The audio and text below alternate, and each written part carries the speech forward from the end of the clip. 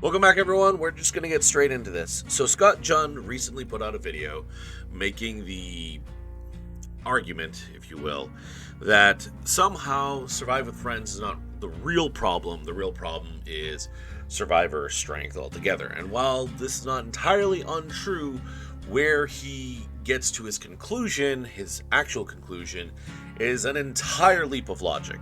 Now, I will be linking his video in the description down below for you all to go and see and hear his own words, well, word for word. As for myself, I will be paraphrasing.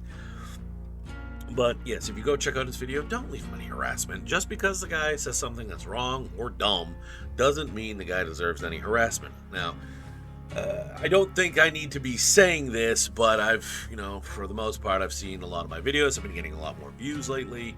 And I want to be clear that we're not here to spread toxicity. It's posted there for your information if you want to hear his arguments word for word. Moving on. So, Scott's entire position relies on two premises which are not arguable. They're absolutely a fact. They're things that you can't argue that they aren't true, although some people have tried, but then again, people try to argue that the earth is flat. So, take it for what it is. The first premise is that Survive with Friends in comms is extremely powerful. I would go as far as saying overpowered and broken. But it is extremely overpowered due to the sheer amount of coordination that you get from being in comms. This is absolutely true. There's no argument here. And this is unarguable, although there are people who will try. Like I said, there are people who will try Tide Pods. So, people will try anything. Doesn't matter how dumb it is. The second premise is that a team of solo survivors can also be extremely powerful. And this is also true. Survivors are very, very strong. The game is, in terms of balance, survivor-sided.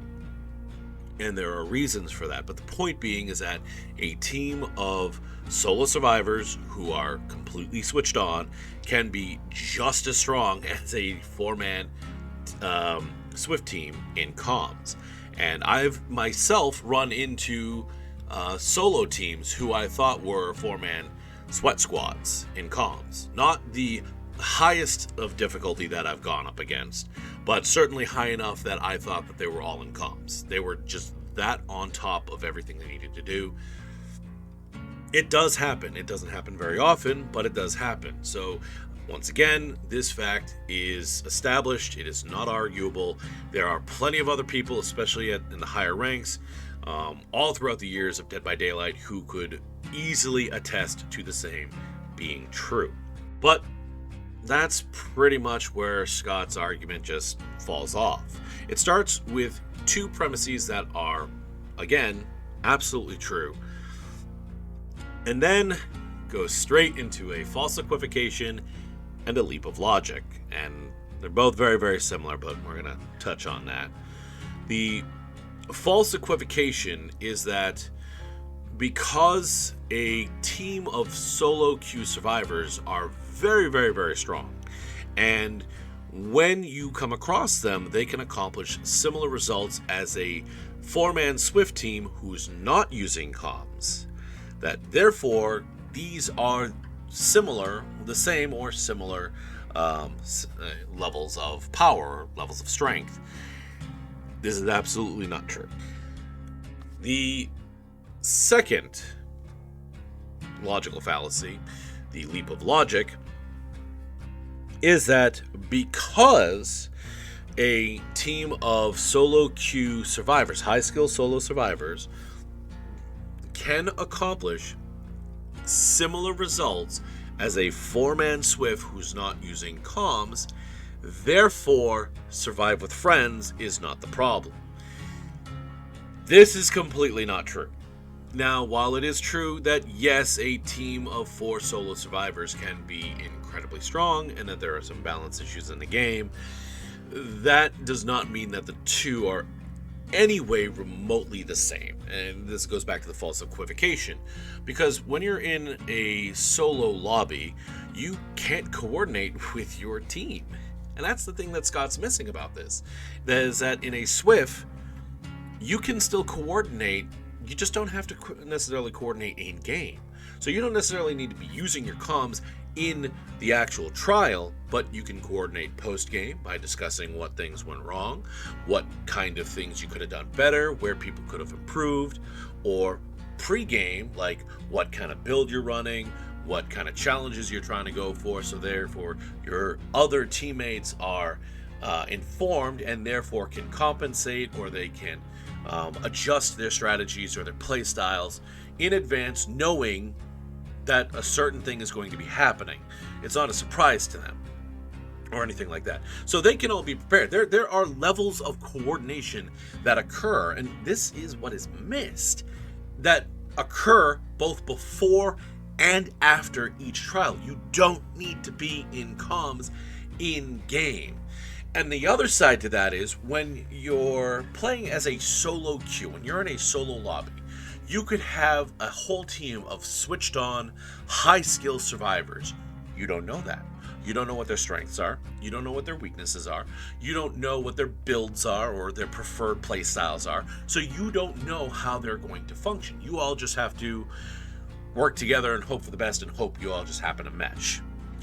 However, in a SWF team, you get to pick your own team. It's kind of like a fantasy football thing. You pick your own roster of survivors, and you know who these survivors are. You play with these survivors. You practice with these survivors. You drill with these survivors, which is essentially like even to draw a parallel to martial arts. This is the reason why drilling exists. You do this. It's repetition, so that way it becomes basically muscle memory. You no longer have to rely, and the same thing in practicing and drilling with teammates and squad mates and what have you, in pretty much any activity you can do. The reason you do this is so that way you know how your team functions. You know where you can pick up the slack, where they can pick up the slack. You know how you are all as a team. You don't need to communicate at a certain point when you are familiar enough with each other. It becomes, well, muscle memory. It becomes a second nature. You know what to expect from your teammates. The same cannot be said for solo queue. So, no, Scott, SWF is absolutely overpowered on all levels. Just because many content creators in the past haven't discussed these other obvious issues that are related to SWF, the repetition and drilling and practicing with set people that you become familiar with, and you become familiar with play styles and play builds and what have you. The coordination post-game, the coordination pre-game. Just because people aren't talking about these things doesn't mean they don't exist, and it doesn't mean they don't also affect the strength of a SWF. Yes, it's true that a SWF in comms, the comms for SWF is essentially a force multiplier, but so is everything else that happens both before and after the match, and so is everything that happens over time as you become more familiar with the teammates that you are with. Sorry, Scott, but this was not one of your brightest takes.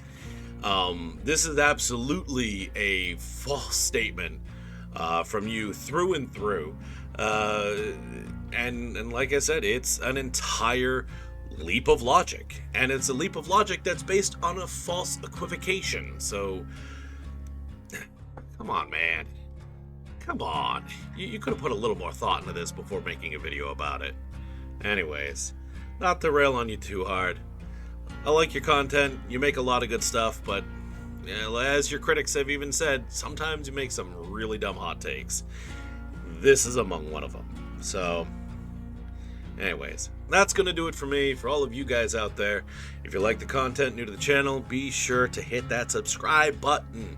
If you like these kind of discussion videos, Yeah, definitely hit the subscribe button as well. Don't forget to leave a comment down below, and feel free to check out the other videos and other content. And, well, like I said, that's going to do it for me. I'm going to see all of you guys in the next video, or on live stream, on Twitch, over there. I haven't gotten much sleep. Forgive me. Speaking of which, bye.